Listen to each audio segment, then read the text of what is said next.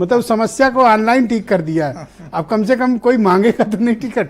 सतीश प्रकाश जी को इनवाइट करता हूं मैं, बहुत ही जाने माने शेड्यूल्ड कास्ट समाज के चिंतक हैं, बहुजन समाज पार्टी के पूर्व राष्ट्रीय प्रवक्ता हैं। क्या चल रहा है सतीश जी इन दिनों बहुजन समाज पार्टी में? ये जो फार्मूला लगाया जा रहा है, जो सीटों का डिस्ट्रीब्यूशन मैंने देखा, हो सकता है मैं गलत भी हूं, दलित, मुस्लिम और ब्राह्मण वाला, ऐसा कोई फार्मूला है या फिर ये इत्तेफाकन टिकट बट रहे हैं?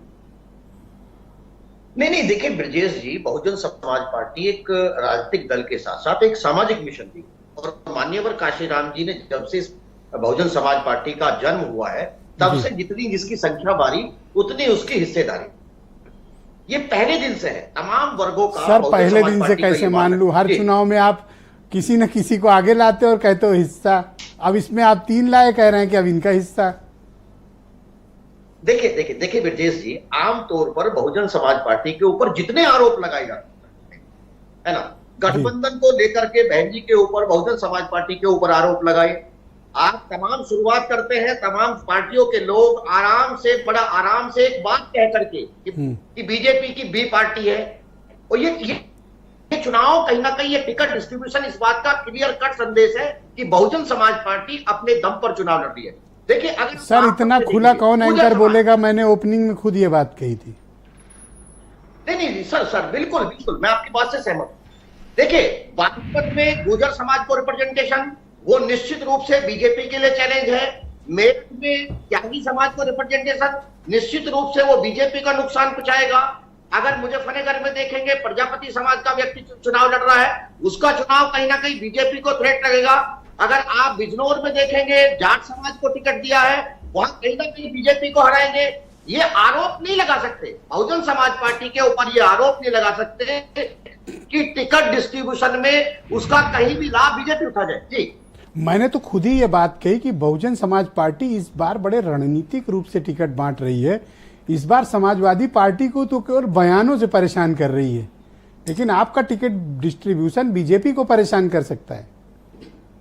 आप देखिए ब्रजेश जी, आप देखेंगे मेरठ जैसी सीट है जहां से 2014 के लोकसभा चुनाव की शुरुआत देश के प्रधानमंत्री आदरणीय नरेंद्र मोदी जी करते हैं। अभी तक बीजेपी मेरठ में अपना कैंडिडेट डिसाइड नहीं कर पाई। सहारनपुर में बीजेपी अभी अपना कैंडिडेट डिसाइड नहीं कर पाई। गाजियाबाद में अभी बीजेपी अपना कैंडिडेट डिसाइड नहीं कर पाई। अब इनकी चुनावी तैयारी कितनी है, प्रचार के तंत्र है, ठीक है, उसके पास तंत्र है, वो तमाम जब लोग बताएंगे कि मोदी जी बहुत बड़ा चुनाव लड़ रहे हैं, लेकिन आप ये देखेंगे कि इस चुनाव को बहुजन समाज पार्टी ने प्रतिष्ठा का नहीं, निश्चित रूप से हम ये सिद्ध करेंगे, इस बार बहुजन समाज पार्टी ये सिद्ध करेगी वो अपने दम पर निश्चित रूप से। तो क्या मैं ये मानूं कि बहुजन समाज पार्टी अब फिर से उठ खड़े होने के अंतिम पूरी ताकत से प्रयास कर रही है? अब नहीं तो कभी नहीं। देखिए ब्रजेश जी, राजनीति में कभी अंत नहीं होता, राजनीति में रोज सुबह होती है।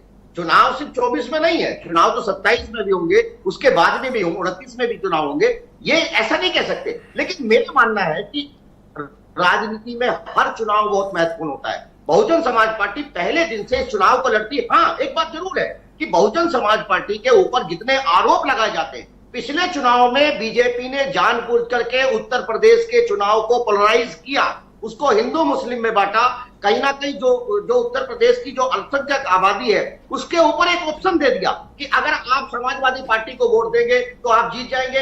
और मुस्लिम समाज अब ये मान चुका कि समाजवादी पार्टी को उसका 100% वोट ट्रांसफर होने के बावजूद भी आज उत्तर प्रदेश में बीजेपी कायम है। कहीं ना कहीं उसके अंदर एक आत्ममंथन चल रहा है, उसको महसूस हो रहा है कि अगर देखिए एक ऑफर है, बहुजन समाज पार्टी इस चुनाव में एक ऑफर लेकर के निकली है, लगभग 3 से 4.5 लाख वोट बहुजन समाज पार्टी अपने साथ कि जो क्या आपको लगता नहीं कि बहुजन समाज पार्टी अपने राजनीतिक जीवन का बहुत बड़ा जोखिम इस बार, अगर ये सीटों पर आप कायम रहते हैं तो इस फार्मूले पर, ये आपके लिए जोखिम है? आप क्लिक भी हो सकते हैं और आप गर्त में भी मिल सकते हैं। देखिए ब्रजेश जी, देखिए राजनीति में जब आप सफल होते हैं तो आपके ऊपर सवाल नहीं होते। जब आप असफल होते हैं, आप कमजोर होते हैं, पॉलिटिकली आप मजबूत नहीं होते, तो निश्चित रूप से बहुत सारे सवालों का बिल्कुल मैं सहमत हूं आपसे। जी, इसी देश का मीडिया मायावती को लेडी बराक ओबामा कहता था। आप सुनिए ना किस तरह के सवाल। देखिए एक डेट तय कर दी, मीडिया ने डेट तय कर दी, बाकायदा टेलीफोन बता दिया कि सोनिया जी बात करना चाहती। अरे बताओ ना, वो कौन सा टेलीफोन हुआ, कौन सी बात हुई, कहां नेशनल अलायंस की बात हुई? हमने पिछले आपके डिबेट में मैंने कहा था कि बहुजन समाज पार्टी एक क्षेत्रीय दल नहीं है, वो एक नेशनल पार्टी है। अगर कांग्रेस सर अभी वास्तव में तक कोई बीजेपी कहता तो की- मैं समझ में आता, लेकिन कांग्रेस के मुख्य प्रवक्ता सीपी राय अभी थोड़ी देर पहले ही टीवी पे इसी अभी मेरे साथ मैं जब प्रारंभिक उद्बोधन दे रहा था उसके फौरन पश्चात बोले थे, जिसका जिक्र संजय चौधरी भी कर रहे थे। अगर इधर आती बहन जी तो बहुत अच्छा होता, लाभ में रहती। सर इतना खुला कौन बोलता है और इतना खुला मना कौन करता है सर? सर आप देखिए, जिस दिन ये गठबंधन बना, समाजवादी पार्टी के राष्ट्रीय अध्यक्ष माननीय अखिलेश जी ने तमाम मीडिया के सामने ये कहा कि अगर इस गठबंधन के अंदर बहुजन समाज पार्टी नहीं रहेगी तो हम इस गठबंधन का हिस्सा रहेंगे। किसी कांग्रेस के लीडर ने बाकायदा इस बात का विरोध किया? आप आरोप ही लगाते हैं, आप बहुजन समाज पार्टी के ऊपर आरोप ही लगाते हैं, आप उसके ऊपर एक मुहिम चलाते हैं, कहीं ना कहीं बाद में आप एक छोटा सा सवाल दाग देते हैं कि भाई बहुजन समाज पार्टी ये फला की बी पार्टी है।